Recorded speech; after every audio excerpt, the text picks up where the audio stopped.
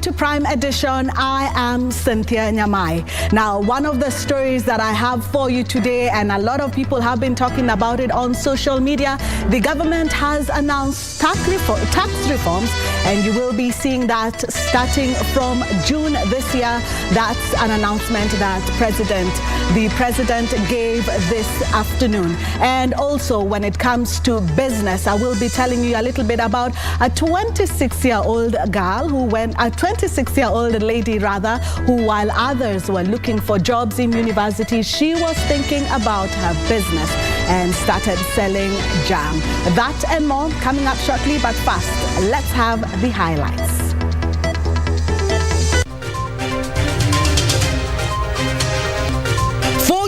People die and 50 others are injured as bus runs into Nissan Matatu along Nairobi-Nakuru Highway. VAT on exported services will now be removed in the finance bill in the coming budget in June this year. Tax exemptions and VAT reduction are major tax reforms the government envisages to spur investment by multinationals. Running battles between police and opposition, protesters in different parts of the country.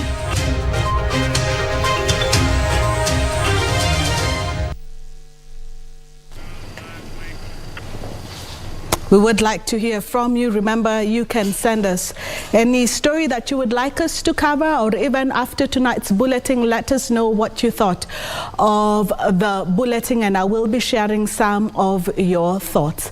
We start with a rather sad story where at least 14 people have perished and over 50 others injured in a road accident at the Kayole Karai along the Nairobi-Nakuru Highway in Nakuru County. The incident occurred after a Pwani University bus rammed into a Kukena Sacco Nissan Matatu from behind. Initial investigations by traffic police point to suspects brake failure. The wreckage of the bus belonging to Pwani University that rammed into the rear of a Kukena Sacco Nissan Matatu along the Nairobi-Nakuru Highway. Members of the public and police doing their best to rescue tens of students trapped under the wreck of the bus. Due to the impact, both vehicles veered off the road and landed into a ditch. 8 people were killed on the spot, while 6 others were pronounced dead on arrival in hospital. Eyewitnesses said the speeding bus, whose brakes seemed to have failed, kept hooting and flashing its lights before hitting the matatu that had slowed down on the highway. Tumeionea pale ikiwa na speed ya juu. Nayo Nissan ilikuwa inachomoka, ikaigonga, ikatupa control. Ikaenda basi Nissan ndio imeanzia, then basi ikaenda pale mbele ikaanguka. Hiyo basi ya shule lose control, brake no ilikuwa na shida na breki. Sasa ndio dalili yake tu zenye ilikuwa inaonekana. Hiyo ikakosa kuwa na control vizuri, ikakuja ikagonga Nissan. Gonga Nissan ndio yenyewe ikakuja ikaanguka hapa. Naivasha OCPD Samuel Waweru confirmed the bus was ferrying students for college games in Eldoret. The incident happened 10 kilometers from Nakuru town.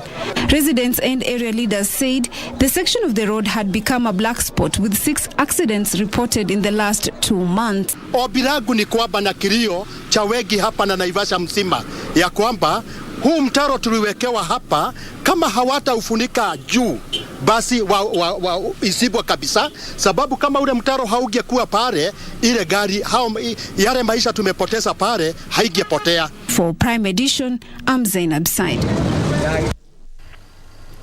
The government will undertake major tax reforms by June this year to attract more multinational investments into the country.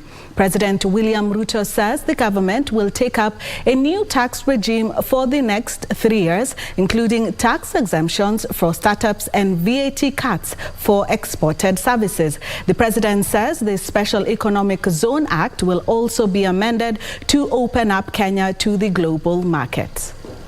Kenya plans to earn $10 billion in foreign direct investments by the end of this year by increasing export to ideal markets and tapping into at least 5% of the US market. To make the dream a reality, the country will have to navigate through challenges such as low investor turnout, cross-border entry issues, and double taxation on goods. One of the key challenges for business community has been the issue of tax. This policy that will enhance transparency in our tax regime will take effect by June 2023, that is this year, and it will be in place for a minimum of 3 years at least. We're doing this so that you can make your investment decisions knowing exactly how the tax regime will look for the next 3 years. President William Ruto says he has set in motion a set of reforms, especially on taxation, that would make the business environment more conducive. VAT on exported services will now be removed in the finance bill in the coming budget in June this year. If, for whatever reason, a refund is not made by the Kenya Revenue Authority within this period, the taxpayer can offset their claim against future tax liability without further application to the Kenya Revenue Authority. The president says a predictable policy environment is essential in luring multinationals into investing locally. All verified tax refund claims will be payable within 6 months. If, for whatever reason, a refund is not made by the Kenya Revenue Authority within this period, the taxpayer can offset their claim against future tax liability without further application to the Kenya Revenue Authority. These, ladies and gentlemen, these wonderful men and women, just from my own experience and the topics that we've been discussing, are actually voting with their feet on where they need to be. And if Africa is the next frontier, then Kenya is a gateway, and these wonderful people have actually demonstrated that. President Ruto reiterated the government's commitment to abolishing the requirement that foreign companies surrender 30% of their stake to a local investor before setting up business. The reality is that a lot of this growth has to be homegrown, and that's a good thing. It's good for the world. Young Africans are building companies that will not only spur growth and jobs on the continent, but will also be a source of technological process and innovation. Backed by a huge human resource base, Kenya is looking to bank on its geographical positioning to get ahead in regional and continental business. Hibak Said for Prime Edition. A United States-based Moderna pharmaceutical and biotechnology company will set up a 67 billion shillings facility in Kenya to manufacture Moderna vaccine, a first of such venture in Africa. President William Ruto said Kenya has finalized a deal with the giant vaccine manufacturing company to set up the facility in Nairobi. Ruto, who met over 500 visiting American investors, said the venture will be a catalyst for the medical and pharmaceutical industry in Kenya. Terming the 67 billion shilling deal as historic, President Ruto said the venture was big and was his administration's vision of the future of Kenya. It is with pleasure that I announced a finalized deal between Moderna and the government of Kenya to build a $500 million mRNA vaccine facility in Nairobi. The facility to be set up in Nairobi is expected to help in catalyzing vaccine production not only in Kenya but the entire African continent, and will be a big boost in responding to frequent disease outbreaks. Moderna's close to 70 billion investment will be a catalyst for the medical and pharmaceutical industry, not just in Kenya, but in our continent. We will bring mRNA innovation to Africa to address the areas of high unmet need, such as acute respiratory infections, as well as persistent infectious diseases like HIV, and outbreak threats such as Zika and Ebola. The head of state said the investment was a clear testimony of the confidence investors have on Kenya's stable, conducive business environment. The president told the investors his administration was committed to transforming the economy by creating a business-friendly space. These companies and many others are raising significant capital, transforming Kenya and transforming Africa's future. The focus is now on 5 integral sectors. The president says that the pharmaceutical sector might just be the one sector that spurs Kenya into economic success. Hibak Said for Prime Edition.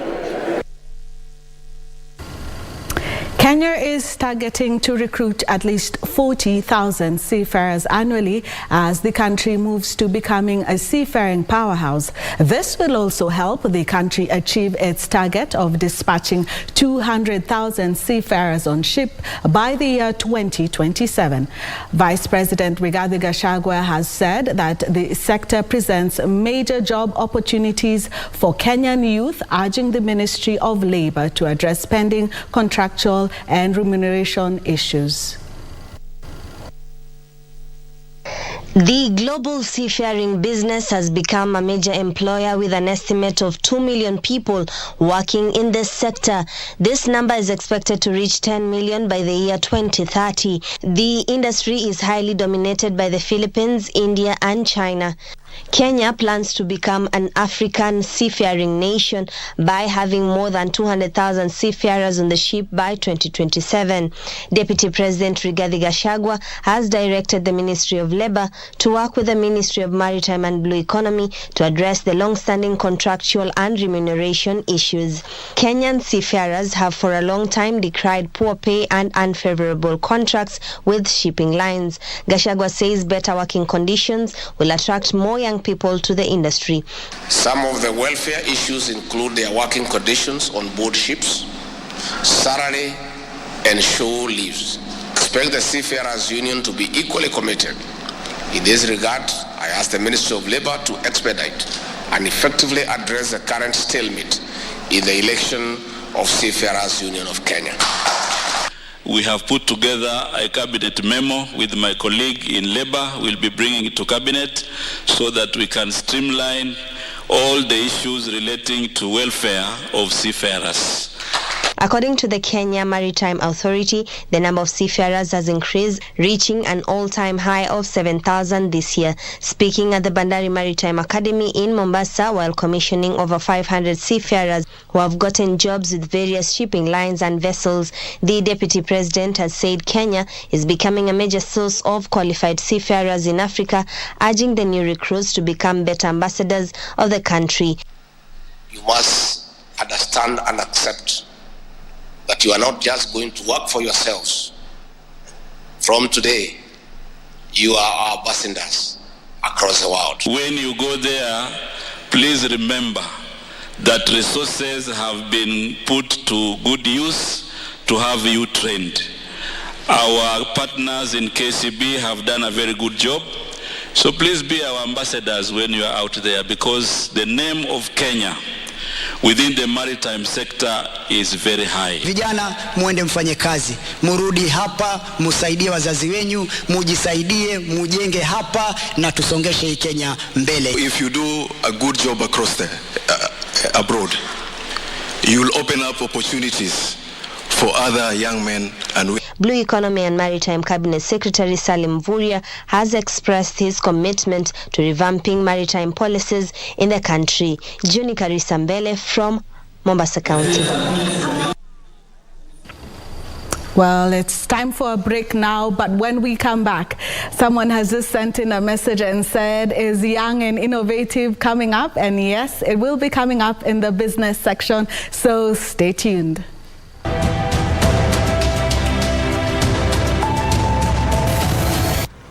I'd like to assure Kenyans also that the government will continue to implement police reforms through the various legislations that will soon be tabled in Parliament for debate. Of particular relevance to the matter in question is the Independent Policing Oversight Authority Bill, which when enacted into law will provide Kenyans with an independent civilian control mechanism for investigating complaints against unlawful conduct by the police. The ongoing police reforms also seek to enhance professionalism through training and capacity building.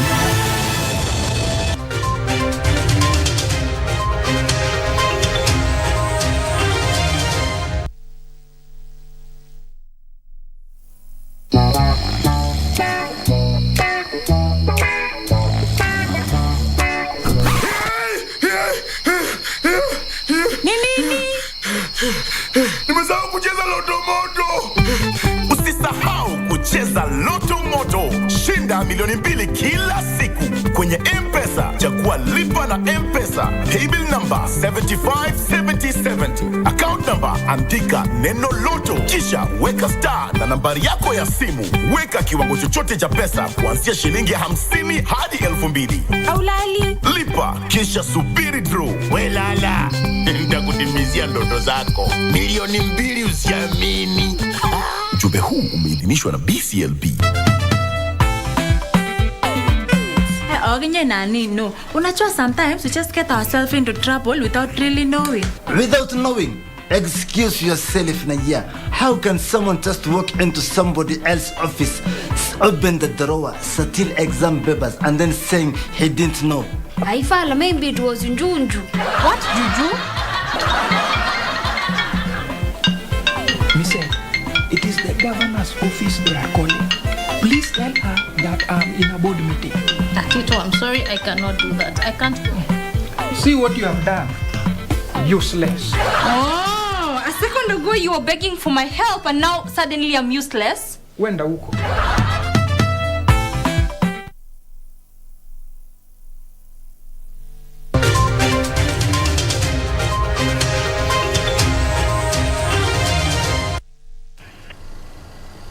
Welcome back.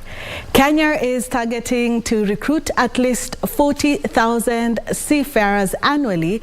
And I think I did read actually that story earlier on, but let's catch up with another story where the government will employ creativity and innovation in transformation of its key parastatals, including Kenya Broadcasting Corporation, Information Communication and the Digital Economy Cabinet Secretary Eliud Owalo says there is a need for a turnaround of KBC in order to enhance visibility of government services and to streamline the regulation of the communication sector. Owalo was speaking when he met the corporation's management at the Kenya School of Government. Kenya Broadcasting Corporation was identified as one of government parastatals set for reformations by the Ministry of Information, Communications and the Digital Economy. The broadcaster seeking modernizing of its radio studio equipment and construction of a modern TV center to improve signal quality and clarity and attract revenue. Information, Communication and the Digital Economy Cabinet Secretary, who met the corporation's management, says creativity and innovation will drive the corporation's reformation as the ministry pushes for an increase of financing and growing of the e-commerce. Owalo challenging the management to address pending debts to help streamline the financial status of the corporation. We have to think outside the box and think of ways and means of optimally utilizing our idle assets, cleaning our balance sheet by addressing those historical financial issues that have kept on bogging down KBC, because unless and until that is done, you will not be attractive to the private sector by way of investment. Technologies have come. What does it take to digitize? We have some money which is coming in through the government the digitalization of government services, which you know about. But is it enough? How much time do we need? If we wait for exchequer, are we likely to succeed? So what is your specific ask? What do you want? Which door do you want cabinet to open for you? KBC's acting managing director Samuel Maina said the corporation will revamp its content to attract a larger audience and explore the digital space. KBC is seeking to recognition to 7A due to significant expansion in its services offering, including expansion from 1 TV to 2 television stations, 13 fully-fledged radio stations, and 8 sub-services, and extensive, vibrant online media. The Ministry of ICT and Digital Economy has posed a challenge to government-run entities to embrace innovation and creativity in their transformation. This is in a bid to enhance the visibility of government services. Reporting for Prime Edition from Nairobi, my name is Frederick Mwoki. Azimio One Kenya party leader Raila Odinga says he will not relent in his quest to pressure the government to lower the cost of living and halt the ongoing reconstitution of the Independent Electoral and Boundaries Commission. Addressing his supporters in Embakasi, South Nairobi, Raila accused the government of using violence in response to issues bedeviling the country.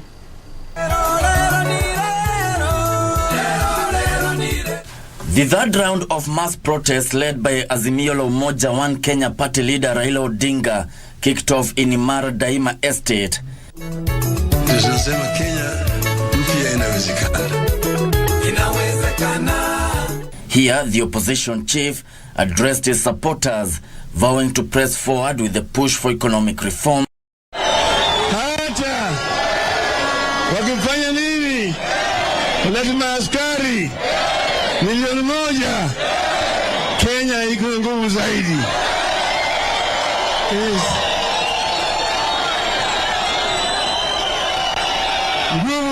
Nguvu ya siasa ni wananchi.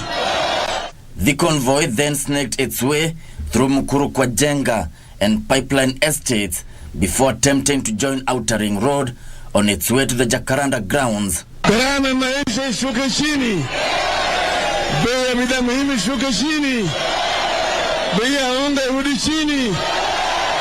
Mafuta ya kupika irudi chini. Petroli irudi chini. Diesel irudi chini. Sukari irudi chini. Stima irudi chini. Kodi ya nyumba irudi chini. Karo ya shule irudi chini. Mnaunga mkono. From then on, it was a battle of wits, tear gas and running battles as Azimio luminaries attempted twice to outrun law enforcement and find alternative routes to the Jacaranda grounds. Alafu tumemwambia Bwana Ruto, waacha vyama, waacha Azimio, hapana nunua wajumbe wa Azimio, walichaguliwa na Azimio, wabaki kwa Azimio. The convoy would then make its way to the Airport North Road, only to run into yet another roadblock next to Jomo Kenyatta International Airport, as Odinga and his allies took to Cabanas and the Southern Bypass. A group of protesters engaged police on Outer Ring Road. Geshoki Washira, Prime Edition. Normal operations in Kisumu, Siaya, Homa Bay and Migori counties were interrupted for the better part of the day as anti-government demonstrations took center stage. In Siaya, UDA office was torched, while in Kisumu County, a journalist working with Royal Media Services was critically injured as he covered the demonstrations. Achola Simon with the details.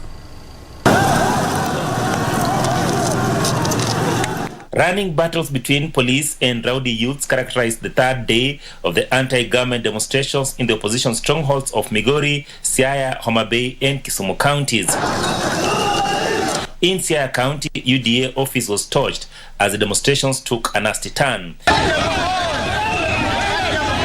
The youths had engaged the police officers in running battles the better part of the early morning, paralyzing normal operations in the town. In Kisumu County, the script was the same as security agents engaged the youth in running battles. The police stationed strategically managed to restrict the demonstrators out of the CBD, even as most shops remained closed. All major roads leading in and out of the town were practically impassable as the youths lit bonfires and barricaded the roads. A Royal Media Service cameraman was critically injured as he covered the ensuing melee. In Migori County, the demonstrations were led by the Bunge la Mwananchi outfit. They took issue with the invasion of private property belonging to the family of the founding father of the nation, Jomo Kenyatta. Vijana wetu wa kufanya maandamano bila amani, hamjaribu kitu yoyote, na washukuru sana. Sisi kitu ambacho kinatusumbua ni gharama ya maisha imeenda juu sana, na tungependa serikali ikuje, itoke nje, ione jinsi itasaidia wananchi wetu wakuwe katika hali ya kawaida. Achola Simon, Prime Edition, Kisumu County. Security was beefed up at Uhuru Kenyatta's Ichaweri home in Gatundu South, Kiambu County, with officers deployed to quell eventualities brought about by the countrywide demonstrations called by the opposition. The deployment necessitated following the invasion of Northland's farm along Eastern Bypass on Monday that is also linked to the former president's family. A spot check at the Ishaweri home of former President Uhuru Kenyatta in Kiambu established armed officers patrolling the compound while normal business operations were ongoing at the village and in Gatundu town. The residents, however, called on the government to speed up investigations on the Northlands farm invasion witnessed on Monday. Tunasimama wapi sisi watu wa Gatundu? Tunataka ulinzi, tunataka mali ya mama ngina ilindwe. Na vile tunasikia buziaska zote zimekatakato, miti yake na katakato.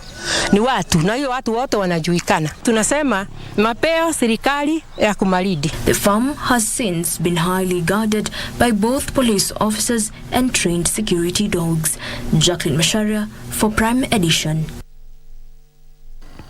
Senate is set to consider a motion that seeks to have cattle rustling declared a national disaster, as well as establish a special fund for cattle rustling victims. In a notice of motion moved by Baringo Senator William Cheptumo, who is also the Chair Senate Security Committee, ran Senate, seeks to push the Ministry of Interior and National Administration to establish a national task force on cattle rustling to investigate its root causes. The task force will also be expected to establish the extent of loss and damage occasioned by the vice. The national government, through the Ministry of Interior and National Administration, declare cattle rustling a national disaster. Establish a national task force on cattle rustling. Investigate the causes of the rampant cattle rustling in the said regions. Establish the extent of loss and damage the cattle rustling menace as occasioned to the communities. Establish a special fund for mitigating the losses and settle all internally displaced persons occasioned by the cattle rustling menace.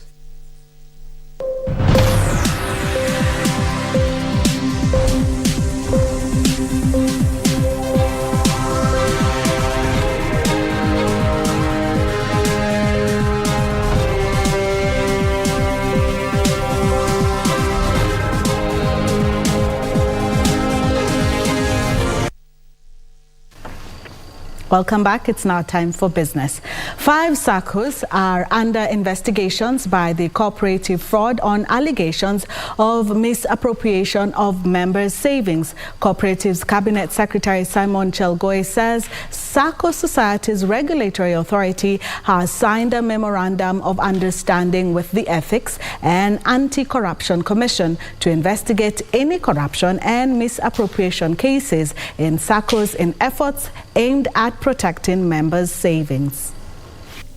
The cooperative movement signed a memorandum of understanding with the Ethics and Anti-Corruption Commission to support the establishment of industry best practices and instill integrity that had waned over the years, highlighted by increasing cases of SACCOs collapsing due to mismanagement and embezzlement of members' funds. Fraud unit was still a unit undergoing legal strengthening, because again we have the EACC who have the mandate, but they signed an MOU to refer cases. They investigate and refer cases to EACC. Since the signing of the MOU, A number of complaints against errant SACCO officials had been handled. The government says the landmark deal has helped enhance good corporate governance in SACCOs. I have a number of cases, about 5, which I've had. You remember of HSA Corp, EKESA Corp. We have also cases of abuse of funds in a few SACCOs, like Musco collapse, and there were also complaints filed with the regulator. The SACCO Societies Regulatory Authority is scrutinizing applications from 2,000 non-deposit SACCOs. We have had attacks, or rather people forming SACCOs with the intention to defraud members of the public. So to address that idea, anybody coming or thinking like that, is to have them continuously file returns with SASRA. The cooperative movement is also readying for the rollout of the Central Liquidity Facility this August. This comes as the Cooperative Alliance of Kenya has launched its 800 million shillings CoopTech platform that will facilitate information sharing among member SACCOs. Platform will be an enabler of cooperatives to collaborate together so that we can have a shared services to enable cooperatives and SACCOs to borrow from each other, number one. Benson Druba reporting for Prime Edition. The Public Service Commission has embarked on a recruitment exercise for a new Central Bank of Kenya governor to succeed Dr. Patrick Njoroge, whose term ends in less than 3 months. Dr. Njoroge, who is the 9th Central Bank governor, is expected to leave office on the 18th of June 2023 after serving 2 terms of 4 years that began in 2015. The position for the 10th Central Bank of Kenya governor is exclusive to Kenyan citizens who have a bachelor's and a master's degree in economics, banking, finance, or law. Additionally, the applicants are required to have at least 10 years of experience at senior management level in the field of economics, banking, finance, law, or other fields relevant to the functions of the central bank governor, knowledgeable with experience in monetary, financial, banking and economic matters, or other disciplines relevant to the functions of CBK. Outgoing Governor Dr. Patrick Njoroge, a former International Monetary Fund economist, has been at the helm of the central bank for 8 years and has been instrumental in, among others, formulations of regulations that have stabilized and strengthened the banking sector after a series of bank runs in 2016, demonetization of the 1,000 currency notes, as well as issuance of new currency coins and notes, and development of regulations for the digital lenders. The Public Service Commission is also seeking to fill the position of a second CBK deputy governor to replace Sheila Mtombijiwe, whose term is also expiring in June. The search for the second deputy governor's position comes after the appointment of Dr. Susan Koech in the position earlier this month to fill the position left by Harun Sirma, who took up a role as the Director General of the Public Debt Management Office. The Public Service Commission expects applications to be submitted by 19th of next month. Nduta Mokami for Prime Edition.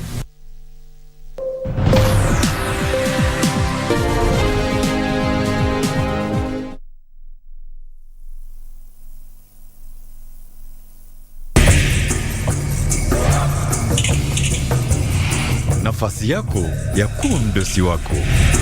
Jiunge na washindi tufanye biashara. Kuwa mshindi.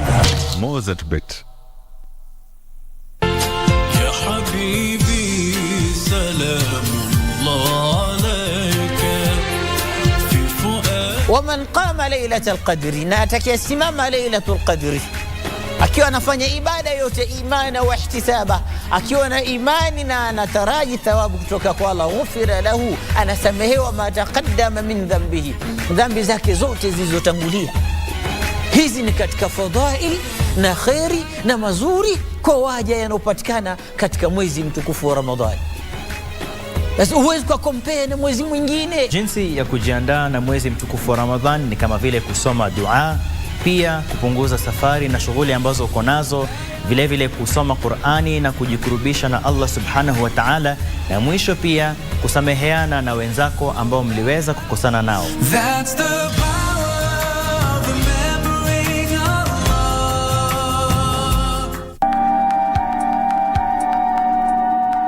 Wacha nipelekwe tour na my daughter. Lakini si hizi nyumba tu zinakaa tu za ushago. Kwanza hata mabati hizi si ni ushago. Niko safe ama unataka kusettle all scores? Akili, malipo ni hapa duniani. Sawa na wewe msoro, busybody. Na kwako kuna chomeka pole pole. Mosmos. I can see why she likes you. You are too smart to be a house help. But too broke to finish school. Mwanaume mzima umpatie 50 by 100. Hiyo haiwezekani. Jabali anakuja huku over my dead body. Dada amenipatia nini? A whole house. Nyumba peke yake. Nikuserve nini? Niletee chai na mkate na tumayai. Na mayai zenyewe upike macho.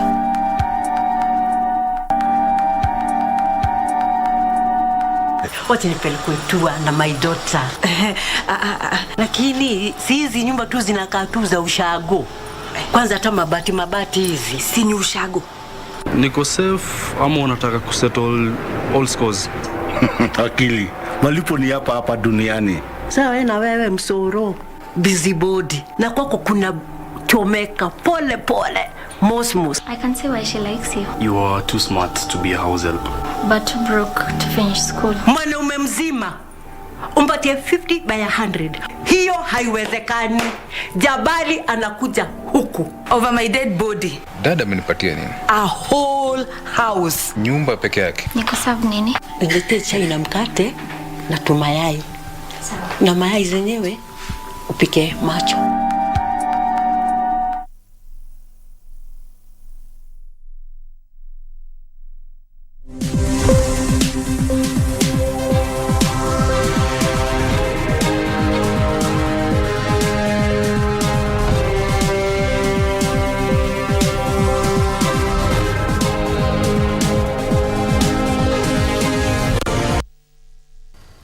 Welcome back. We continue with business, where the government has so far laid 25,000 kilometers of the fiber optic cable in a plan that will see laying on an additional 100,000 kilometers of the digital superhighway in the next 5 years. Information Communication and the Digital Economy Cabinet Secretary Eliud Owalo says the government has onboarded contractors that will lay 52,000 kilometers of fiber optic cable, while the private sector will lay 48,000 kilometers of the optic network.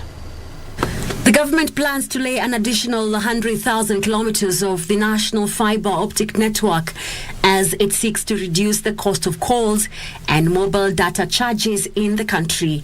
So far, 25,000 kilometers of a fiber optic network has been constructed in a plan that will see the government lay 52,000 kilometers of cable and the private sector 48,000 kilometers. Already had forums of engagement between us, the integral players within the public sector and the private sector, so that we agree on what each and every integral stakeholder segment is going to deliver as far as the digital superhighway is concerned. That process has already been embarked on.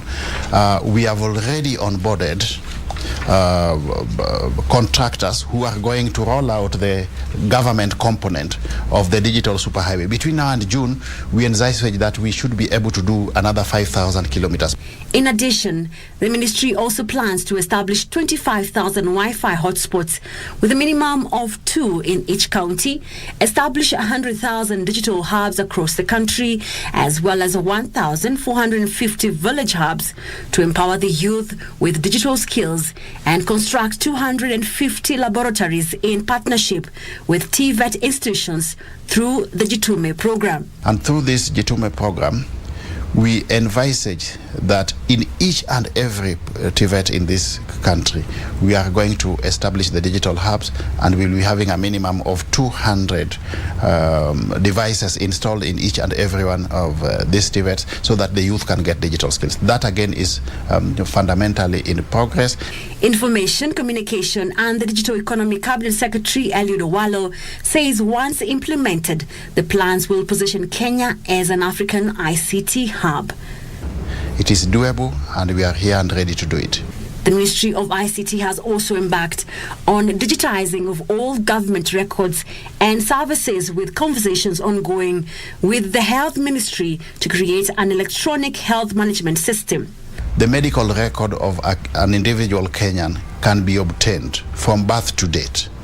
That will ensure that we cut down the costs, because we will not be having duplicity of effort. You move from one medical facility to another, you are being asked to undertake the same processes you had undertaken in the previous hospital that you had been to, or which you had gone through with your previous doctor. This will unlock 100 billion shillings into the Kenyan economy. Plans for digital identity and the national addressing system are also at an advanced stage.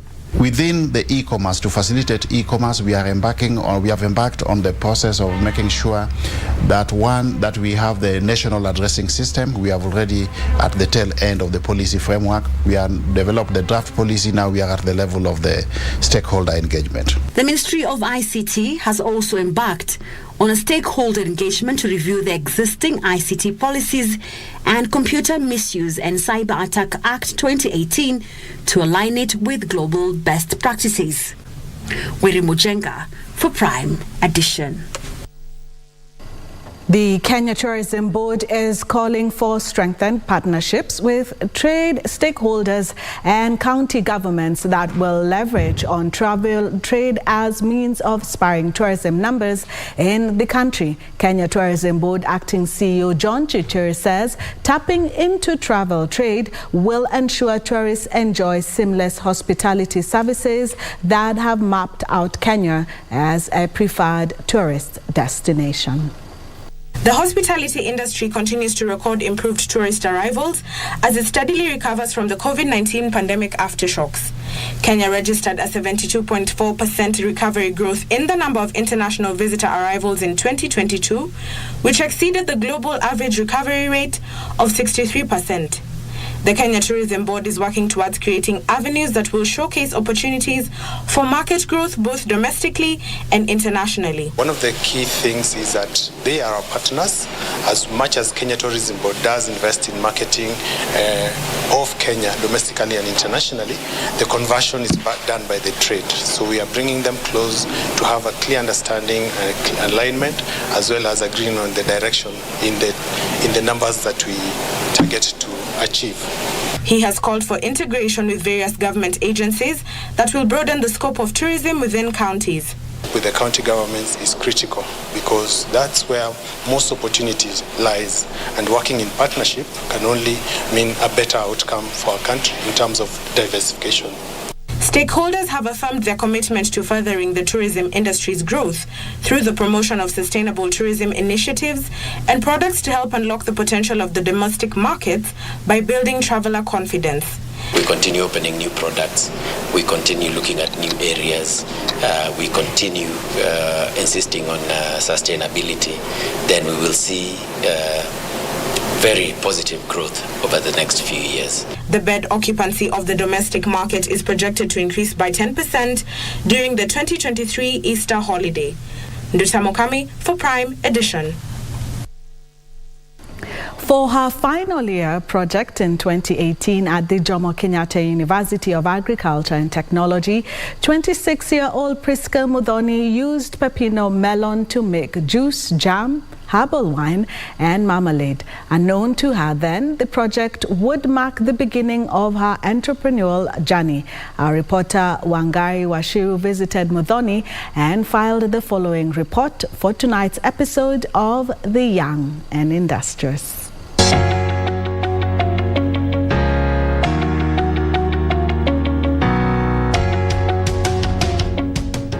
A few years ago, during one of Muthoni's visits to her rural home in Karatina, Nyeri County, she realized how farmers were investing in the growing of pepino melons, but only getting frustrated at harvest time when the produce was just rot in the shamba for lack of markets. All I wanted was the farmers to have a market for their produce, because if someone is adding value, that means they're going to buy in bulk. And at the same time, you'll have people consume the same fruit with the same health benefits, but in different forms. This was the inspiration for her final year project at the Jomo Kenyatta University of Agriculture and Technology, where she was enrolled for the Bachelor of Science in Food Science and Technology. My final year, I did a project on the value addition of a fruit that goes by the name pepino melon. From the pepino melon, I made a juice, I made a jam, I made a marmalade, and I made a wine. Today, she makes a living from utilizing neglected and underutilized fruits like pepino and the white sapota to make juice and blended porridge. For the tubers, we've made a blend of the tubers to make power uji, which we fortify with seeds and nuts. For the tubers, we've also made several dishes from the same. Juice being a luxury for most people, Muthoni has had to devise ways of making products in a unique way, like fermenting fruit juice to make energy drinks. I believe in exploring even more fruits. Right now I'm working on plantain wine. I'll also work on more fruits, especially the underutilized fruits, yet they have nutritional benefits. And then I look forward to incorporating herbs into the same wine so that apart from taking the wine, people can enjoy the benefits that come with consuming herbs. Her love for value addition and healthy eating habits prompts her to make the best from tubers, including blended porridge and milk from almonds. When I'm making milk from almonds, I normally soak the almond nuts overnight. Then blend. There's a ratio that you normally use so that you get that milky and nutty milk. Her discipline in business sustains herself and her employees. On an average day, we make around 20,000 from the two shops. At the end of the day, I know this money belongs to this thing. These are the monies directed to another thing. Even on those tough days, you're able to maneuver. Because if exercise discipline, you'll know this is not my money. This is what I'm supposed to take from the business, and this is what belongs to the other expenses, be it the overhead expenses or the recurring expenditures. Seeing people eat healthy and giving them alternative means of nutritional food, Muthoni opts to make wine from plantains and milk from almonds. For Young and Industrious, Amwangare Washuri.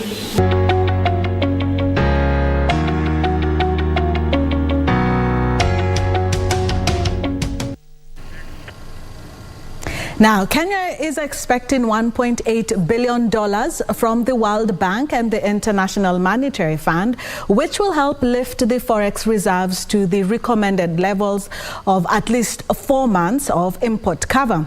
The official foreign exchange reserves at the central bank have been below the recommended 4 months of import cover since 26th of January this year.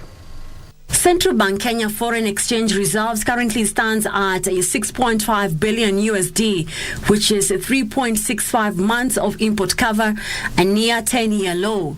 This is below the recommended 4 months import cover. According to the Central Bank weekly bulletin, forex reserves have been below the recommended 4 months of import cover over the last 2 months. The central bank says the situation would soon be rectified, helped by the dollar injection from various sources. We're expecting World Bank disbursement something in the order of 1 billion, sometime by end April. We're expecting some more 400 million, along that same timeline. IMF money as soon as they have come and done their review. So that should be by end June. This is expected to drastically improve Kenya's foreign reserve levels. We have had a period when we have not been receiving significant inflows to the government, which is the way we we accumulate our reserves generally, and now we definitely expect that these inflows will be coming in. He says the receivables from the IMF will be scaled up following the change of its policy, temporarily allowing for 1 year period when emerging countries can have higher access. We do expect that we'll be in a healthy position, our position will be strengthened, not just in the next 1 or 2 quarters. We are talking of in the next month, 2 months, by the end of June, and definitely by the end of the year. The governor said the issuance of a foreign exchange code to commercial banks a week ago has had positive impact on the shilling and reduced volatility of the currency. This is a journey, and it is important that we stay the course. So yes, there has been improvement, but I think we also have to appreciate that it's a journey, and we have to maintain hypercare in this space. The governor noted that the government-to-government oil purchase is a great move, as it will have less demand for the dollars in the spot market. A spot market is where financial instruments are exchanged for immediate delivery, such as commodities, currencies, and securities. Weri Mujenga for Prime Edition.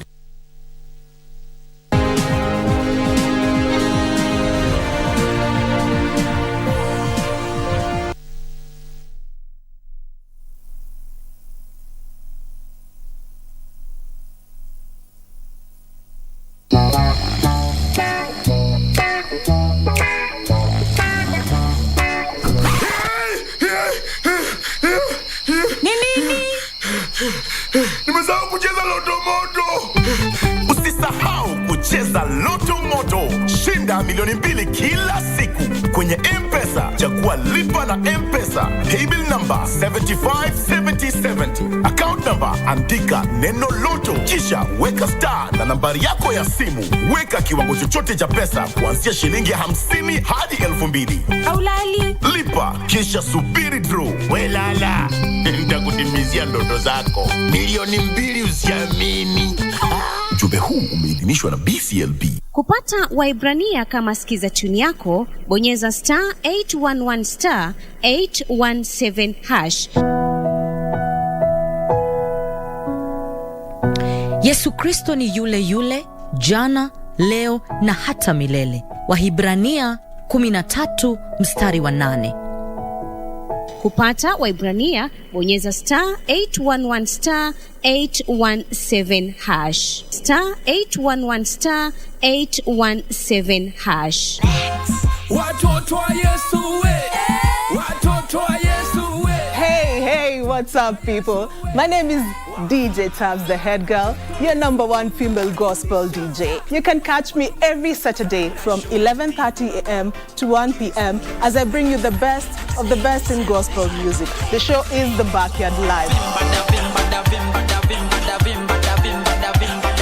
Unapenda local, nitakuchezea. Unapenda African, nitakuchezea. Unapenda reggae, buo, mimi ndio plug wako.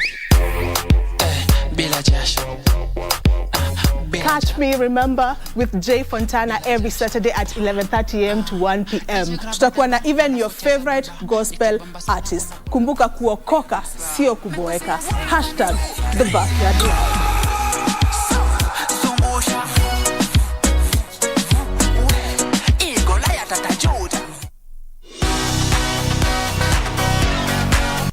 Put years on when a far and a sander parted are those who are singing today.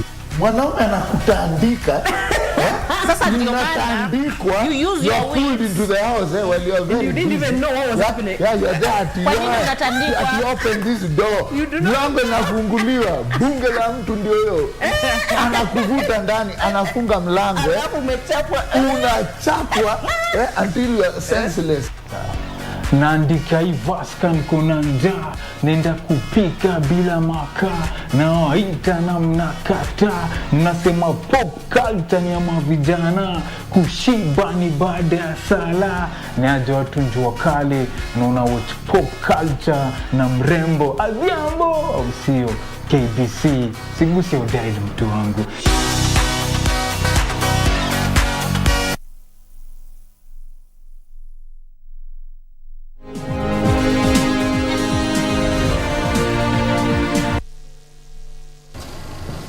Welcome back.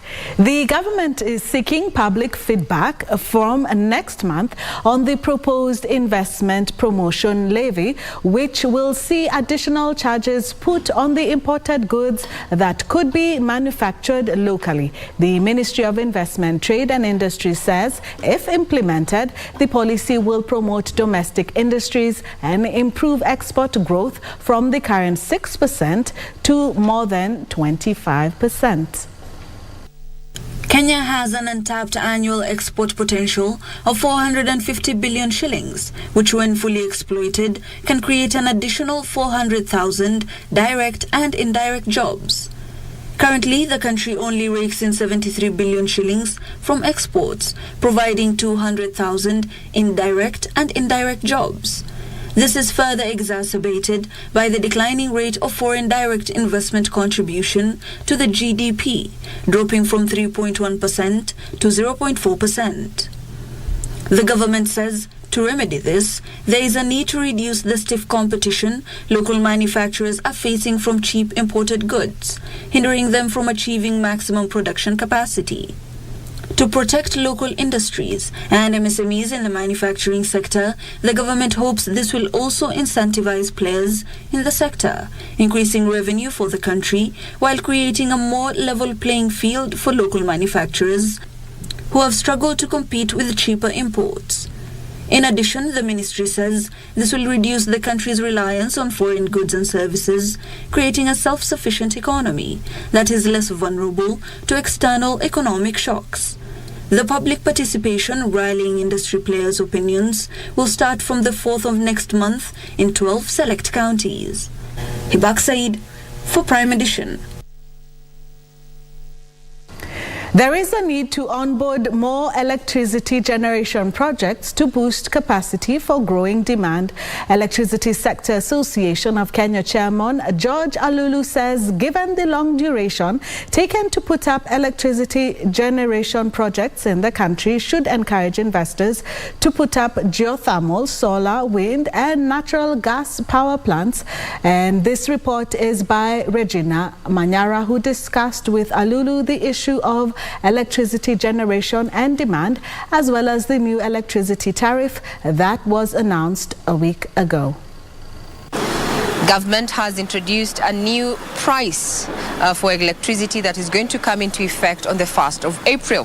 What is the difference with the current bill and the bill that you're going to be getting after 1st of April? How did we get here? And that is our conversation tonight, and taking us through this conversation is none other than the chairperson of the Electricity Sector Associations of Kenya, that is George Aluru. Welcome. Thank you, sir, for your time. Thank you. So what is the difference between the current bill and the new one that is coming into effect come April? Thank you. So I think first is to understand that there's a process of setting the tariffs for power, and this process is iterative. Every about 3 years they have to review what are the new costs, what are the generation costs, transmission costs, distribution costs, and any other sector-wide requirements for revenue to support the sector, and then also how the performance of the utility is. Then the regulator now sits down and decides what is the appropriate tariff for the next 3 years. And this is the process that has happened in the last few weeks, culminating in this tariff that we'll see on the 1st of April. So effectively, according to what is gazetted, there'll be a percentage increase in the cost of power based on the, as I said, the expenses that are projected for the sector for the coming 3 years. And basically this is what will happen. Yeah. Now, the last time we had a price review was in 2018. Yes. However, we've had now a price review in 2022. What informed the delay or the lag in between? The process and the law, the way we operate on the power sector, it's supposed to be every 3 years. So latest by 2021, we should have had a new tariff review process. But I think as we Kenyans know, in the previous government, there was even a decision to actually reduce the cost by 15% at a certain point. And there was a clamor to not see any changes in the cost of power. So what we are seeing now is what should have happened maybe in 2021. Question is, consumers are worried that come April, they'll have to dig deeper into their pockets to buy this essential commodity. Yeah. And the questions have been, all these levies that we see when we get the electricity bill, why are they there? Yeah. Let's take us through the electricity bill. Yeah. Why is it necessary to pay Warma? That's for water. So the tariff has two parts. There's the generation cost, and then there's the other costs. And other costs include transmission, distribution, and the levies that you are referring to. So there's money we collect through the tariff. So first, KPLC collects all these monies in the tariff for the entire sector.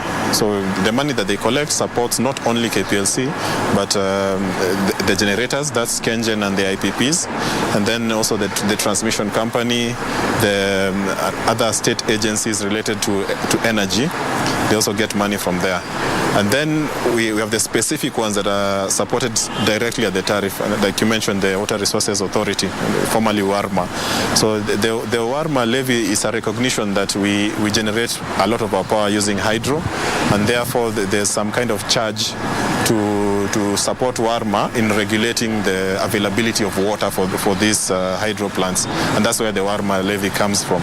Then, of course, there's VAT, 16%, which is taxes. That is normal tax collection by the government.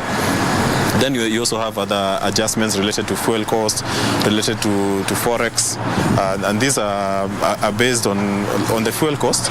It's what we call a pass-through cost. So take for example, you hire a car.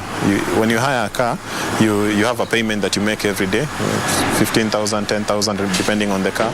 And then when you have to drive this car, you still go to your pocket and put fuel in the car. So and the thermal plants work that way. We have basically provided a power plant to KPLC, more or less, on hire for 20 years. And any time it is run, then we have to put fuel. And that fuel is passed straight to the customer. It's called a pass-through cost. It's not a profit item for the thermal plant. Of the thermal. Thank you for bringing up that issue on the thermal power and its contribution to the energy mix. Currently, it contributes around 13.2% of our energy mix, and it is quite expensive given also the cost, the dollar of fuel and such. But then the question is, in as much as we have a generated capacity when it comes to geothermal, or rather clean energy, of around 10,000 megawatts, we are only utilizing around 700 of it. Why are we having this delay to onboard clean energy into our energy mix? Well, I wouldn't as such call it a delay. It's just the process. You have to forecast for demand. Electricity is one of those commodities that is very unique. You produce it now and you consume it now in split seconds. Like the light we are using right now has been produced less than a second ago. So we don't as yet have a very efficient way of storing electricity. So you have to make sure that your demand and your supply are always balancing. So yes, we have a potential of 10 gigawatt, maybe more in geothermal, but we can't just build 10 gigawatt without knowing where is the 10 gigawatt demand coming from. Because today the peak demand, the highest amount of demand that we get out of the Kenyan grid at night is something like 2,100 megawatt, and the installed capacity is like 3,100. So you see, we still have work to do on the demand side, because if you do overbuild on generation, somebody has to pay for that when it's not utilized, and it can make power expensive. So the plan has to always balance demand and supply, and we will progressively continue to deploy more. So we are basically on a wait and see when it comes to demand and supply. But one would argue government is working on encouraging Kenyans to utilize more power during off-peak. Because as you've said, we had idle power of around 1,500 megawatts of power. Now they're introducing the e-mobility process to take up that. But then also on the other hand, manufacturers are saying that the quality of power in terms of its availability is consistent. The quality of power is something that they're grappling with. That sounds like a misnomer. Yes, it is, and I think it's a very good recognition from your part that there's two parts to this debate. There's the demand supply, and then there's the quality of the supply itself. And as an association, the Electricity Sector Association of Kenya represents both the independent power producers and also the private investors in what we call captive plants. So like the people doing solar on the rooftop of shopping malls, on an industry, and those guys are actually motivated by the quality of supply, because the manufacturers are complaining around the voltage quality, the cost also, and just reliability of supply, that it will be there.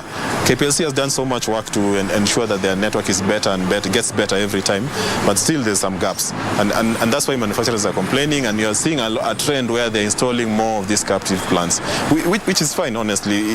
It's not really a problem.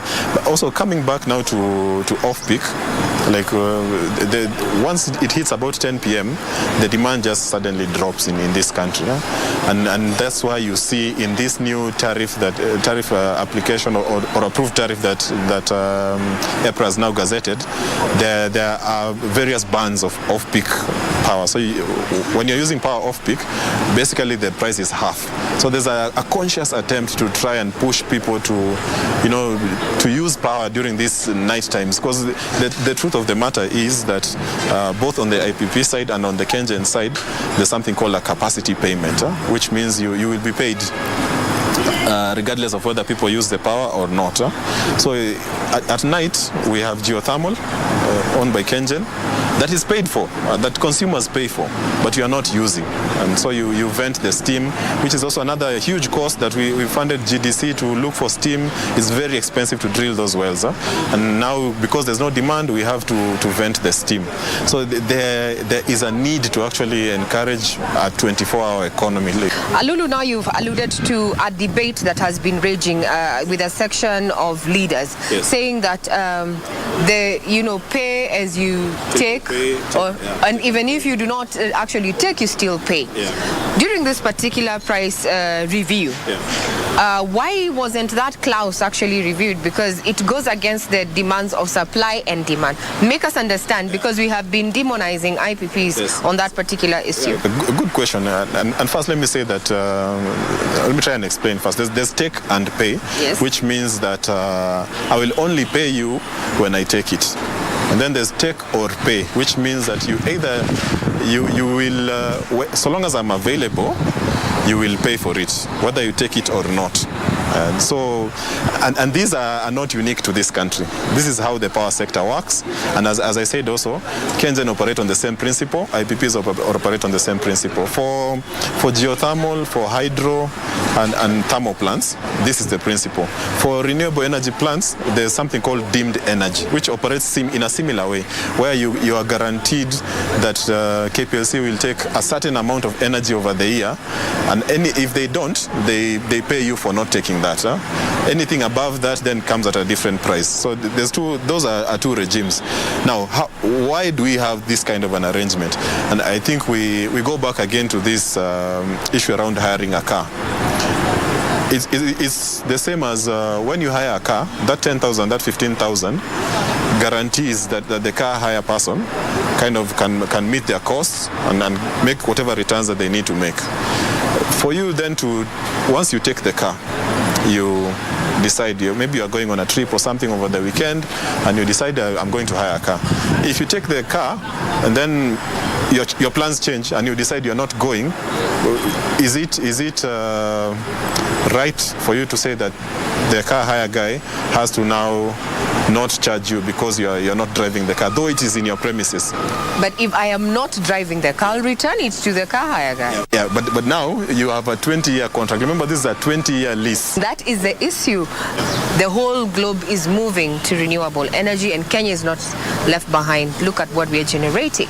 Why wouldn't we reduce this PPA to around 5 years, 10 years, to accommodate room for growth and adopting, more effective ways of generating power? Because, a PPA is structured in 20 years to allow you to achieve a certain tariff. So the shorter the period, the higher the cost. Like if you are to reduce it by half, it's like you're doubling the cost. So you see, it's more efficient to spread it over a long period. And actually, that's part of the reason why you find that Kenyan plants produce power cheaper than the IPPs, because Kenyan would have plants that maybe are running for 30 years, maybe now their oldest one I think is 99 years older. How many IPPs are supplying government with power? There's 5 big thermal plants, then there's 4 solars, 2 wind plants, and multiple smaller mini hydro plants. So an IPP, even let's say a sugar factory like Mumias, that's an IPP, because there's many. It's not one. Yeah. What if we widened the scope to have more IPPs come in if indeed there is this high demand for power? Would it change on the costs, of power? Yes, it would, but the issue here is how we procure them. So we have to now embrace a competitive process. I think we had a process called the feed-in tariff that has a cost that is already declared, and then you just come and build your plant based on that cost. But now where we want to move to, and the cabinet did approve this shift, is to a competitive tendering process where we say that we need, let's say, 100 megawatt, and then you guys come and bid, then the people would come and undercut each other, and you eventually end up with a lower cost. So that's one of the solutions that we can do, move into competitive tendering. And then, of course, we for the thermal plants specifically, we try and see if we can get cheaper fuel, or we can change the type of fuel that they use, because most of these plants, they run on what we call heavy fuel oil, and a lot of them are actually convertible to natural gas. Now we have to look at the economics of doing that. What benefits do we get out of using natural gas instead of heavy fuel oil? Because we actually need those thermal plants. We have seen a delay of getting power projects. Yes. Are we looking at a South African case where now blackouts are a norm? We do not want to go there. And if we delay our investments like what the South Africans did, then we might end up in such a situation. But as far as I know, the current minister is seized on the matter. There's a plan to actually try and onboard as quickly as possible new generation plants, because our demand is growing. Our demand is ever growing, and our supply has to match that. And when we have shocks, like when you have a drought, which kind of reduces your hydros, or there's a very huge increase in the cost of fuel, those things really affect us. That's why we need more plants to be able to cushion ourselves from all these things that happen in the market. From where you sit, do you think EPRA is effectively playing its role as a regulator? Being a regulator is not a very easy job. You have to balance between affordability, availability, sustainability. So while I'm sitting as a customer, I want the cheapest cost possible. But then will the cheapest cost or the cheapest payment enable the suppliers to actually supply the power, or the distributor to distribute power to you? So then that's sustainable. And as a regulator, they have had to make all these compromises, because you can't please everyone. You have to find a middle ground where the system works, and everybody you maximize what we call the social benefit for everyone, the producers, consumers, and the government, and whatever agendas the government has. And for for the most part, I believe EPRA does that. What have been your primary concerns as IPPs in this particular value chain? No, for us, the main one is around the time it takes to onboard a power plant. I mean, Electrocana, for example, took them 8 years. 8 years from idea conception to the day they finally built and finished. And it's not because they are slow. It's because historically there has been a lot of red tape around the licensing. And there are other players who have probably spent 8, 10, 12 years, and to date they are not yet built. So that kind of builds on the cost of doing business for these people who are investing in power, which eventually will translate to a request for a higher tariff. So if we can streamline the process of onboarding new power plants, we would really do a lot to improve on the cost of power. Now, from a manufacturer who will be watching tonight, should they expect better quality service when it comes to matters of power once the new tariffs kick in? There's a trajectory, a reduction trajectory that has been set for KPLC. And I think it's upon KPLC then to adhere to this, to ensure that they're delivering the best quality of power to the consumer, they're reducing losses as much as possible. And overall, when that is achieved, then the complaints won't be as much. Because if you have good power and if you are not losing as much power as we are losing today, then again the cost will reduce because they are recovering more and they are able then to spread the burden of all the charges over more customers. Give us some hope at the end of the day, if at all there is hope to give, when it comes to, the cost of power. What is in there for Wanjiko? I mean, there's different kinds of Wanjikos. First, I appreciate that. We're talking about the small household, the basic. And I think as Kenyans, what we also need to appreciate with the tariffs is that there was an attempt. Remember, there was the lifeline. There's this thing called the lifeline tariffs, which are basically meant for social support, to support the least fortunate in society to be able to access electricity. And it used to be like from 0 to 100 kilowatt. Now they've pushed it down to 30 because there was a realization that there are many people who are on the lifeline tariff while they are actually not lifeline kind of people. They can afford. So there was a rebasing, and you find that between 0 and 30 you have something like 6 million customers. Of the about 9 million customers, 6 million are between 0 and 30, and those ones we need to protect, and that's why the increase is not as steep. But then between 30 and 100, actually 31 and 100, there you have about 1.5 million. And the feeling was that these people are actually kind of placed in the wrong pot. They should help us to kind of collect revenue to pay for the entire cost while also subsidizing the 0 to 30. Overall, the price will go down, but you won't experience it in 1 month. It's something that we have to be conscious that it might take us 2-3 years to actually see a proper reduction of that price. A majority of Kenyans are not receiving that use with open arms, and you know why, where the economy is. So now let's look long term. Beyond 3 years, what can we do to ensure good quality power that is reliable and affordable? For competitive procurement of generation, we need to invest in transmission. Like we need to invest in the lines that would allow for, and the investment is already ongoing, but Western Kenya, we need good lines, good capacity lines to move from Olkaria to Western Kenya and to the coast. We finish the substations, whether it's Mariakani or whether it's the line from Olkaria going down to Narok back to Kisumu sides, or the one going through Lesos back to Kisumu. We finish our lines, we get cheaper power plants, and we also then open up the market a bit more. So we introduce competition at retail that allows, let's say, concessioning. In my view, and this is my view, we have regions in the country where we can have either a devolved KPLC or private parties that would want to invest in the business of distribution and retail that will be allowed to compete.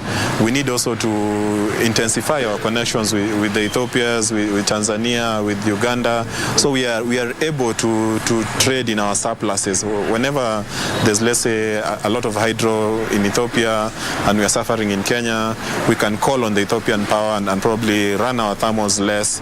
So the more interconnected we are, the more we are able to actually manage our costs and also our risks of supply. And of course, also at consumer level, just also manage the use of your power. Whatever you can avoid doing during that peak period between let's say 7 and 10:30, 11. Do it later, like ironing. You can iron at midnight. It's good for the system. Are we looking at an era of more captive sources of power? I think yes, there will be more captive sources of power. And as the association, as I said, we do represent captive power producers. We estimate the market today to be at about 400 megawatts, which is maybe like a tenth of what the installed capacity on the grid is. For sure, any commercial establishment will still want to have the grid, because the grid gives you some kind of backup capabilities, so that when your system has any challenges, you can always pull from the grid. And remember, the grid itself has wind, has solar, has geothermal, has a mix, and any mix is always better than one single supply. You reduce your risk, and then you then kind of guarantee yourself that you will always have the power. Well, there you have it. If your household spends beyond 31 units to 100, well then, not so good news. The electricity costs are bound to go up as the new prices kick in on the 1st of April. I'm Regina Manyara. We have been talking to none other than the chairperson of the Electricity Sector Association of Kenya, George Aluru. I'm Regina Manyara. As I said, have a pleasant evening ahead.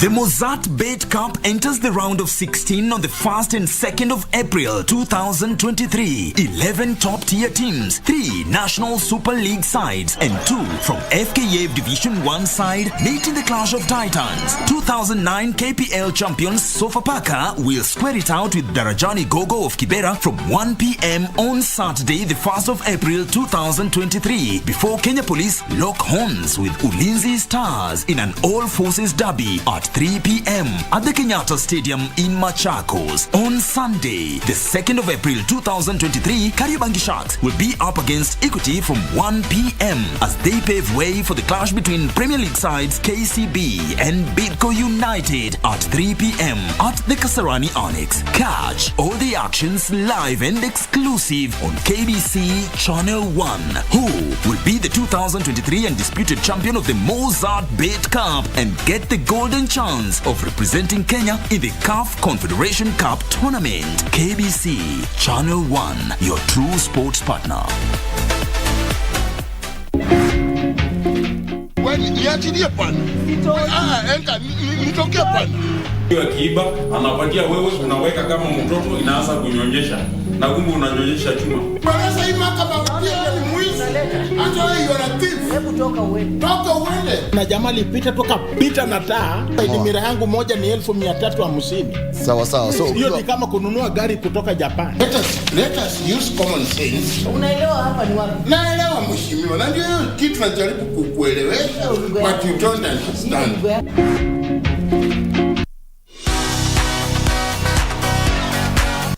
Put years on when a far and a sander parted are those who are singing today. Mwanaume anakutandika. Sasa ndio maana you use your pulled into the house while you are very you didn't even know what was happening. Yeah, you're there. Kwa nini unatandikwa? You open this door.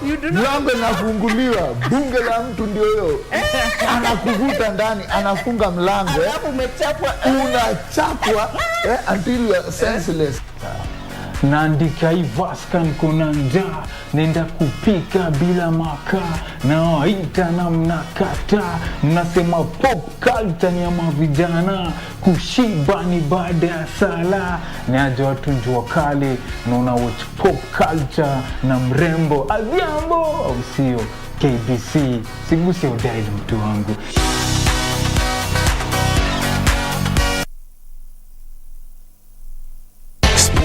News is brought to you by Mozart Bet.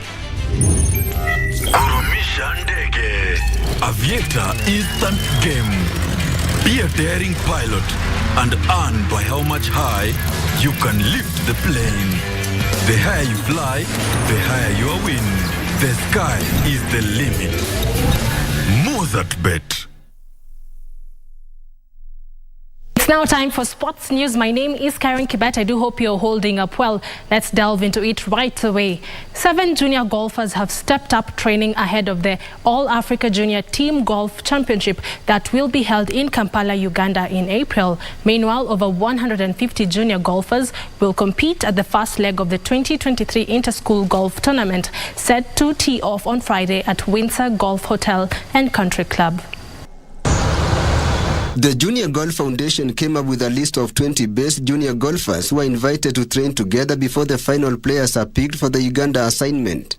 From the list of 20, 5 junior players were unavailable for various reasons, while 15 players went through the 3 weeks of training. The players were then required to play a qualifying tournament, the Muthaiga Open, before the final squad is selected. JGF picked 4 boys, Lee Kimathi, Krisha, Mikael Kihara and Junaid Manji for the Uganda tournament.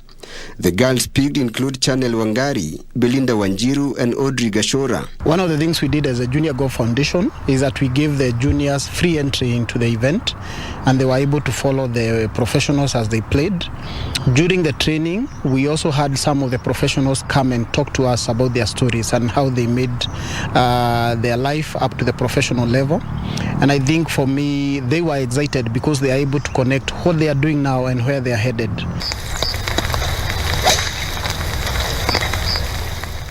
Meanwhile, over 150 junior golfers will compete at the first leg of the 2023 Inter-School Golf Tournament, set to tee off at Windsor Golf Hotel and Country Club.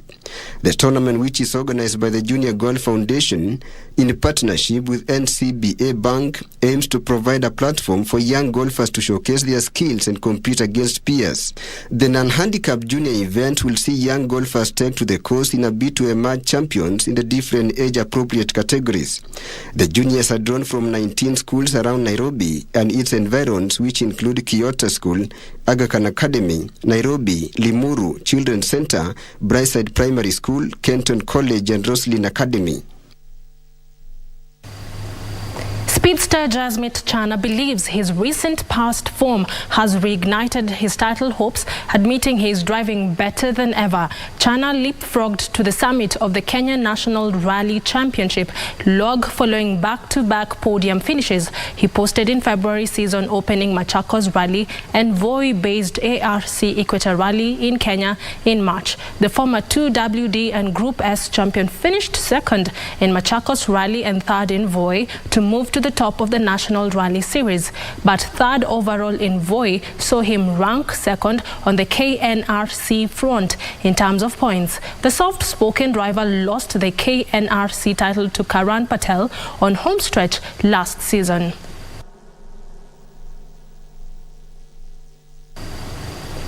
I'll now take a short breather, but I'll be back with more sports news after this short break.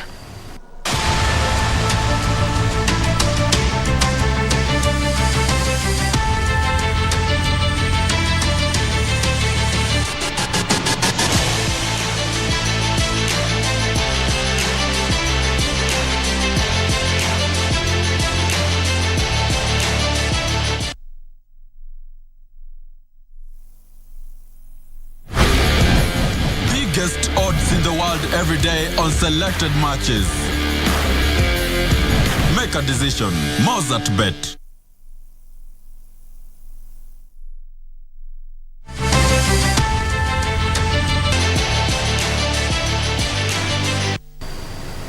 Welcome back. Thank you for keeping it KBC Prime Edition Sports News. Let's continue. Fridolina Rolfo scored a brace as Barcelona thrashed Roma 5-1 to secure progression to the Women's Champions League semi-finals. Meanwhile, Arsenal put in a stunning display at the Emirates Stadium after coming from behind to register a 2-0 win in their Women's Champions League quarter-final tie with Bayern Munich. Arsenal had lost 1-0 in the first leg away in Germany.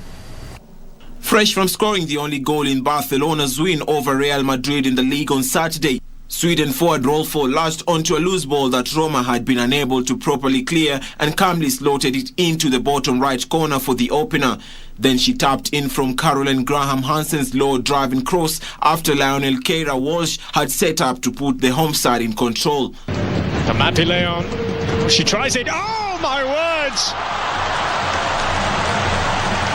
Oshoala nudged home Bartha's fourth goal 1 minute into the second half, tapping in from Aitana Bonmati's cross before Guiaro's header from a corner sealed their spot in the semi-final. Graham Hansen, right across it goes, tap in for Rolfa. That is 3.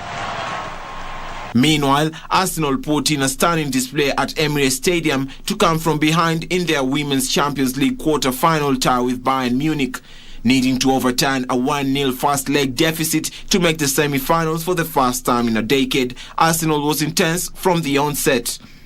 Frida Manum scored one of the goals of the season when she struck the ball beautifully into the top corner after being teed up by a flick from Leah Williamson to open proceedings.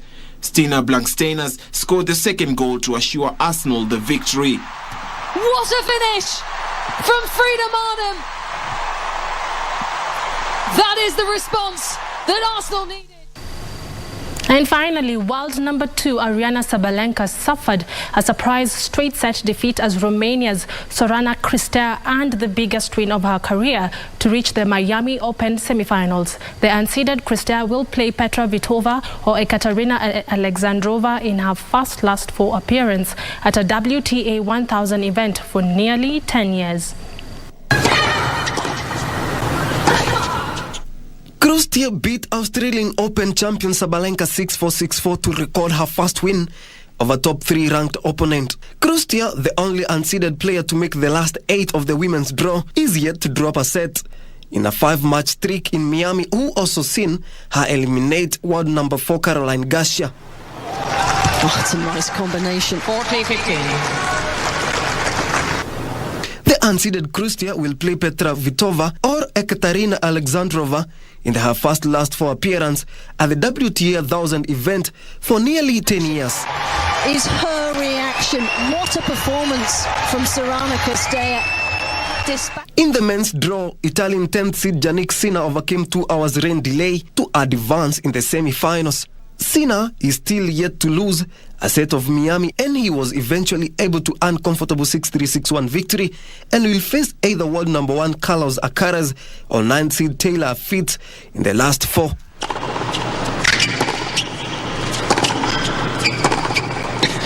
Oh, it's game on now.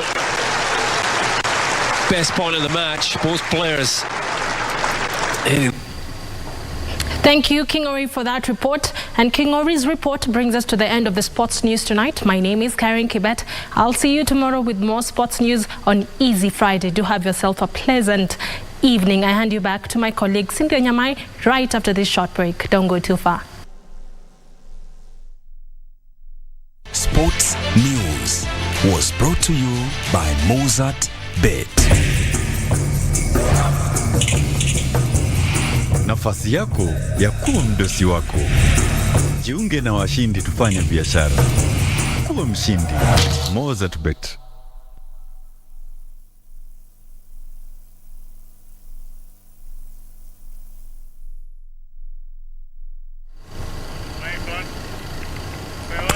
Well, that's it for news tonight. Remember, you can send in some of your comments, and I can see Algiri here saying that he truly enjoys the young and industrious, and also says if we could have more time for sports, and enjoys listening to Karen Kibet. Well, thank you for your comments, and have a very good night from me and the team.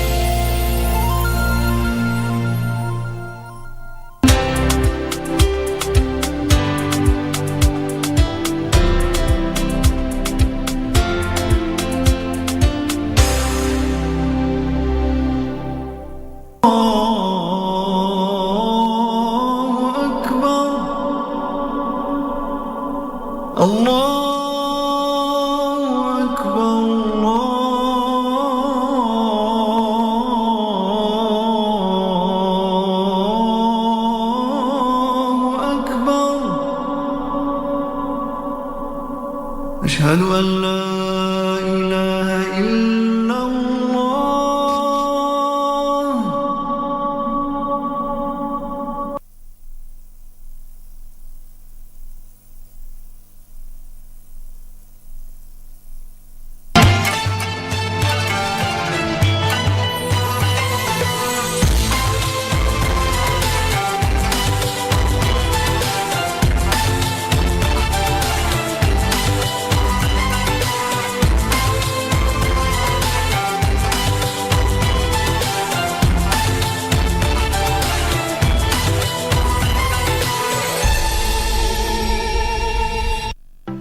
The Mozart Bet Cup enters the round of 16 on the 1st and 2nd of April 2023. 11 top-tier teams, 3 National Super League sides and 2 from FKF Division 1 side meet in the Clash of Titans. 2009 KPL champions Sofapaka will square it out with Darajani Gogo of Kibera from 1 p.m. on Saturday the 1st of April 2023 before Kenya Police lock horns with Ulinzi Stars in an all-forces derby at 3 p.m. at the Kenyatta Stadium in Machakos. On Sunday, the 2nd of April 2023, Kariobangi Sharks will be up against Equity from 1 p.m. as they pave way for the clash between Premier League sides KCB and Bidco United at 3 p.m. at the Kasarani Annex. Catch all the actions live and exclusive on KBC Channel 1. Who will be the 2023 undisputed champion of the Mozart Bet Cup and get the golden chance of representing Kenya in the CAF Confederation Cup tournament? KBC Channel 1, your true sports partner.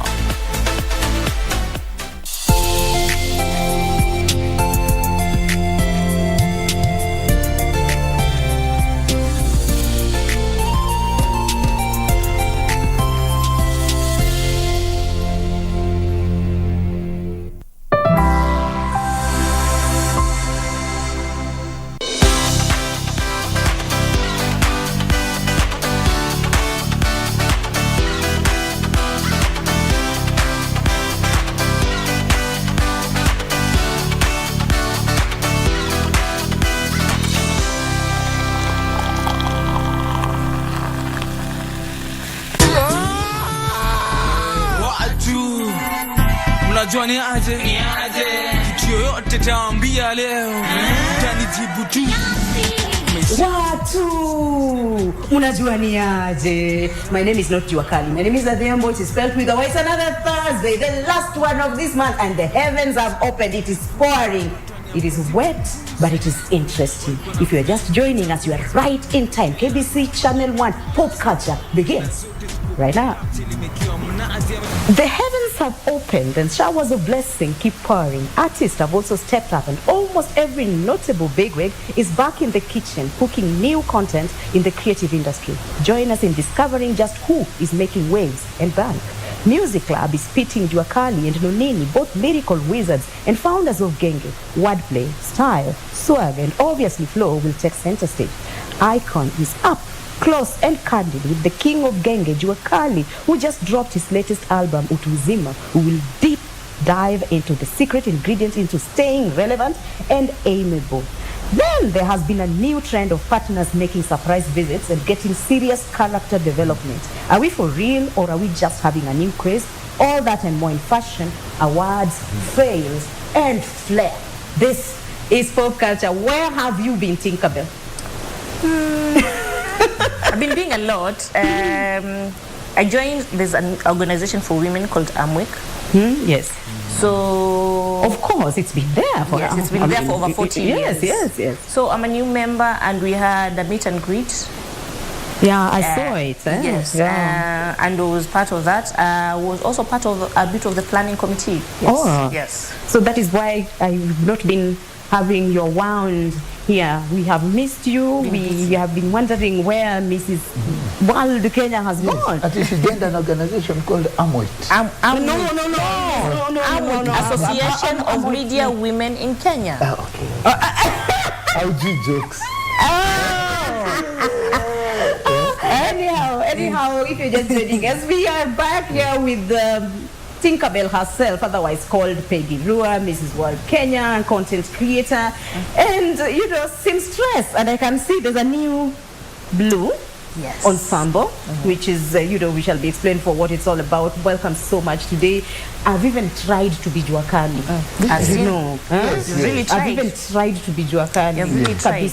I think I nailed it. Maybe you should. I think I nailed it. I feel it. I feel it. I feel it. That is very nice. And we are back here with Smita, the poet. Last week he was only the poet, but this week he's poet, he's lawyer, he is, scribe, but also secretary of Entertainment and Arts Journalists Association. So he has many hats today, but today he even insists he's an artist. Hata alikuwa anani coach backstage pale. Smita was coaching me, sema watu then the girl wanted watu niaje, unajua niaje, and then we go that is so interesting.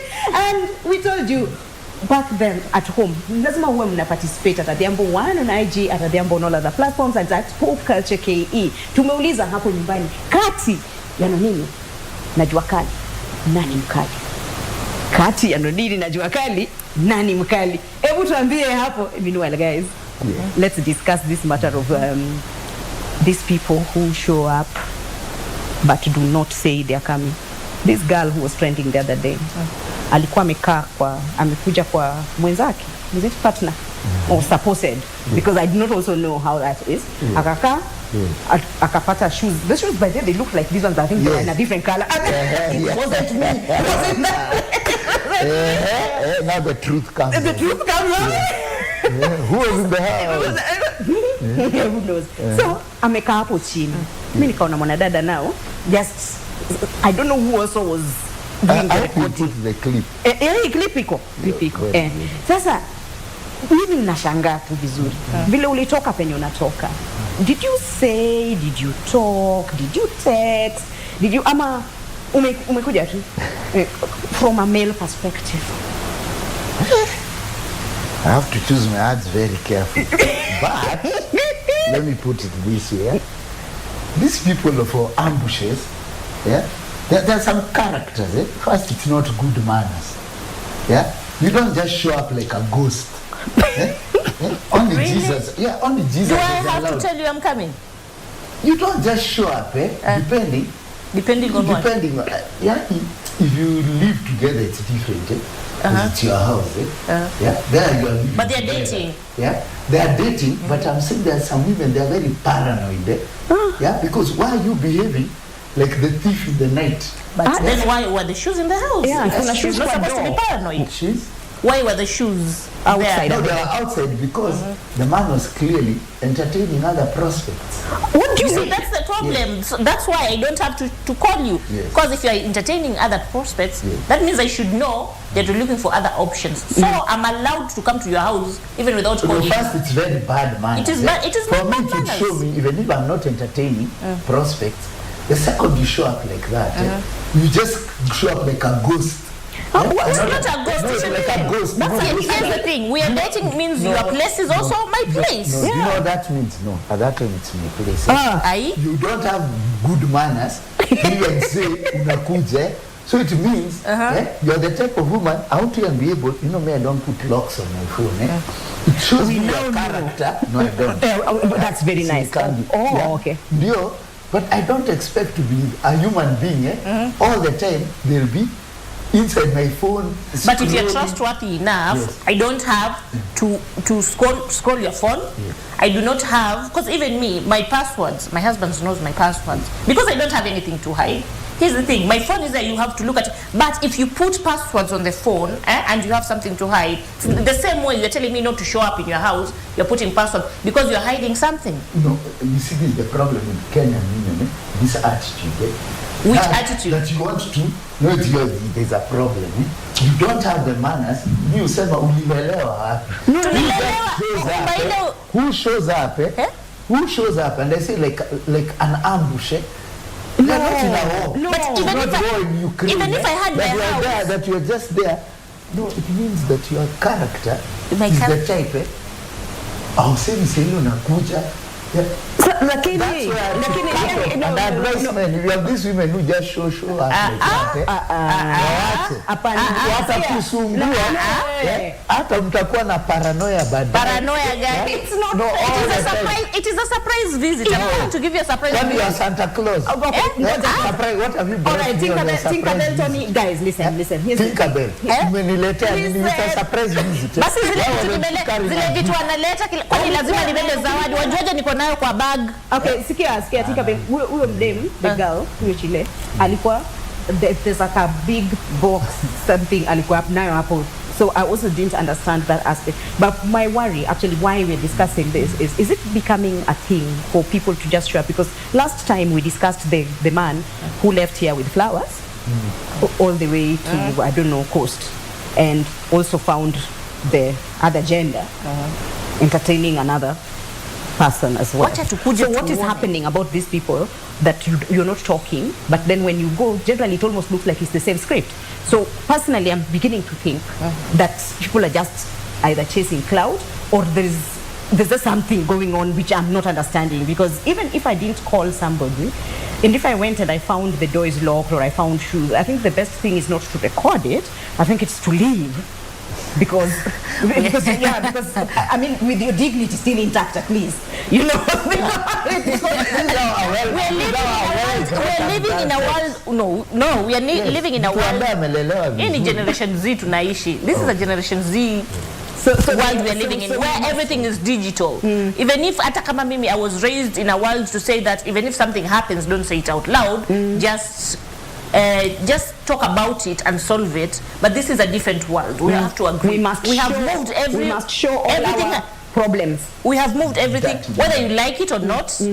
Zitaonyeshwa. The girl was with a shoe. Showing everybody their shoe.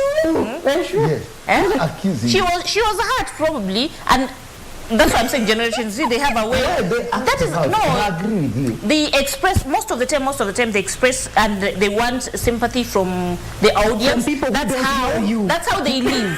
But all in all, I'm saying, before we had phones, no one used to call another person telling the person I'm coming. People used to show up. Wanaandika barua. Barua gani? Barua ilikuwa inafika. By the way, barua ilikuwa inachukua how long? Sometimes 2 weeks. But 2 weeks. But before that, zile za watu walikuwa kienda na rushiana mawe kwa dirisha. People used to do that also before phones. Now we have Gerusha mawe. That's what I'm saying. The problem isn't about notifying each other. The problem is trust issues problem. If you are dating a woman and you think she's not right for you, why waste her time? If you're dating a man and you think this person is not right for you, why waste their time? But I can't just show up at your house, just like that. I might find someone the size of a producer Mogalo, and it's a bit crazy. I go there, and these things happen. I don't know. Mwanaume anakutandika. You use your pulled into the house while you are very You didn't even know what was happening. Yeah, you're there.